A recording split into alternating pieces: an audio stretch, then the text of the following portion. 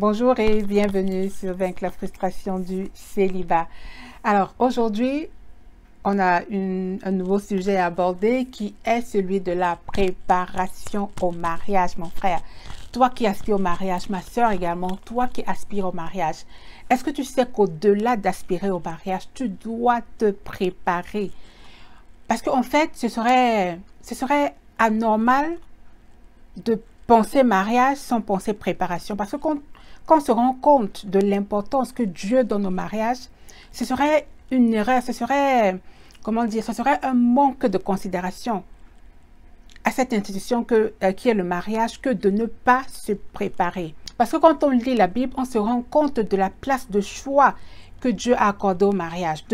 Quand Dieu a créé l'homme et la femme, à partir de la Genèse, à partir de Genèse 2, Dieu a commencé à parler de mariage. Et d'ailleurs, il a célébré, c'est lui qui a célébré le premier mariage entre Adam et Ève.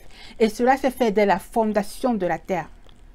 Parce que Dieu voulait se servir de cette union pour pouvoir accomplir ses plans sur la terre. Donc, la première chose que tu dois chercher à découvrir, la première chose que tu dois chercher à comprendre, c'est pourquoi Dieu a créé le mariage. C'est vrai qu'on a l'impression des fois que le mariage, c'est l'idée d'un homme, mais ce n'est pas l'idée d'un homme. C'est Dieu qui a voulu, c'est Dieu qui a pensé le mariage. Donc c'est pourquoi, et comme j'aime le dire, toi qui aspires au mariage, c'est quelque chose de totalement normal. C'est la volonté. Sache que ce désir que tu as en toi, c'est Dieu qui l'a mis en toi. Et le mariage fait partie de l'un des projets les plus importants pour Dieu dans ta vie. Donc c'est pourquoi, toi qui aspires au mariage, sache que Dieu voudrait plus que toi-même que tu te maries. Dieu veut que tu te maries. C'est sa volonté que tu te maries parce qu'il veut se servir de ce mariage pour sa gloire. Donc, la première chose que tu dois savoir, c'est de comprendre le but du mariage. Et j'ai fait une vidéo entière à ce sujet que je vais poster au bas de cette vidéo. Il y a cela quelques années, je pensais mariage, mais pour moi, c'était juste une formalité en fait. Il fallait se marier parce qu'il faut avoir des enfants, parce qu'on est arrivé à l'âge où il faut se marier. Dieu n'a pas créé le mariage de premier abord pour nous rendre heureux, pour nous faire plaisir. Il a créé le mariage avec un but bien précis. Et parce que tout ce qu'il a créé est bon, c'est sûr que le mariage pour toi sera une bonne chose également. Donc, comment se préparer donc au mariage? On a dit le premier point, c'est de savoir, de comprendre, de cerner, d'aligner ses pensées à celles de Dieu concernant le mariage. Et le second point, c'est d'avoir une relation intime avec celui qui est l'auteur du mariage. Tu ne peux pas vouloir le mariage et puis laisser de côté celui qui est l'auteur, celui qui a eu l'idée, celui qui a pensé mariage. Sache que Dieu doit être impliqué pendant ton temps de préparation qui est ton célibat. Dieu doit te préparer pendant cette saison dans laquelle tu es célibataire. Il doit te préparer que tu entres dans ce mariage. Tu dois l'impliquer dès maintenant parce que c'est ta relation avec Dieu qui te permettra de faire le bon choix.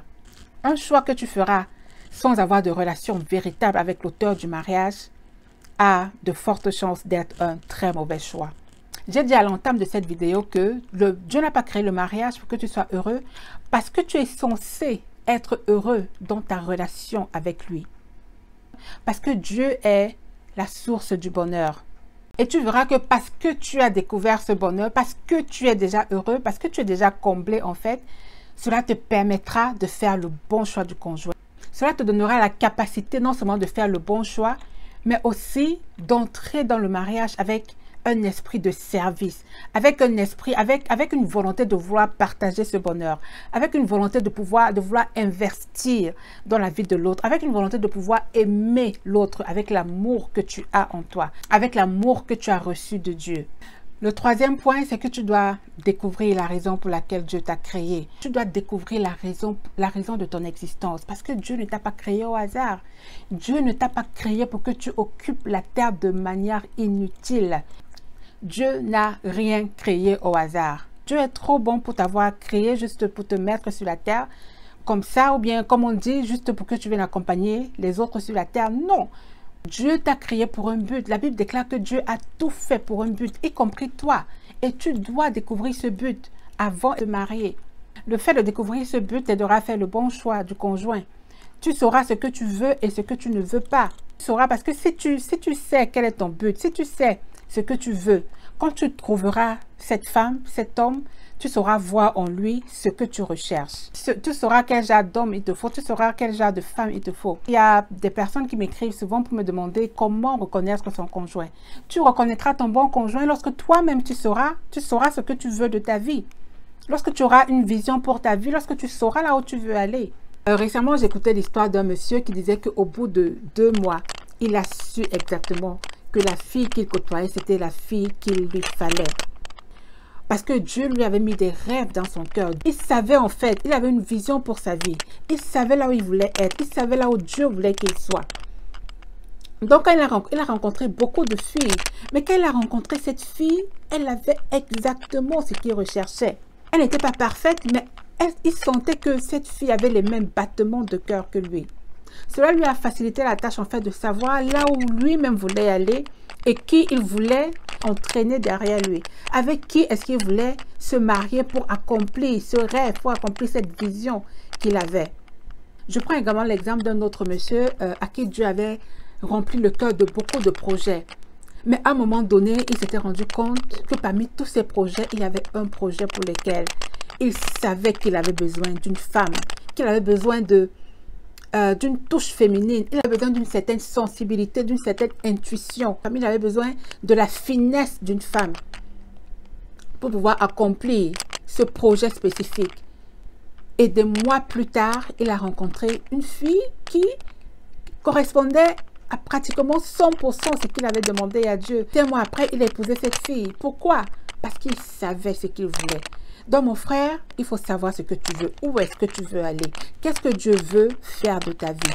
Il en va de même pour les sœurs. C'est vrai que Dieu nous a fait pour être des aides. Mais il faut également savoir quelles sont tes valeurs. Quelles sont tes qualités? Quelles sont tes forces? Quelles sont tes faiblesses? Quelle est ta plus-value? Qu'est-ce que tu peux ajouter? Qu'est-ce que tu penses que tu as? Quels sont les dons, les talents naturels que tu as? Il faut pouvoir les connaître. Et cela nous amène au 4e point. Ma sœur, est-ce que tu connais ta valeur? Est-ce que tu connais tes forces et tes faiblesses? Est-ce que tu connais les dons que tu as? Les dons, les talents que Dieu t'a donnés? Est-ce que tu les as identifiés?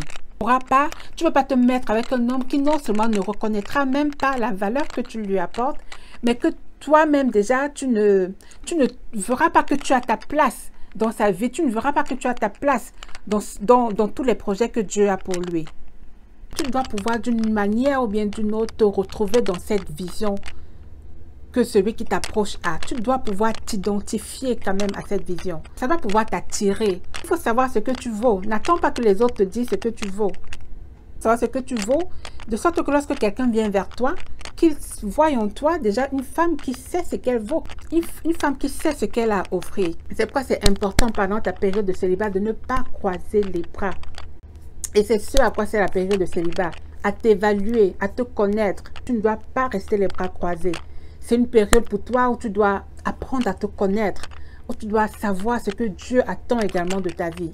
Et tu dois marcher dans ce couloir. Parce que c'est en marchant dans ce couloir que tu vas voir que ton potentiel va ressortir. Tu vas te rendre compte que ce que Dieu a mis en toi va se révéler.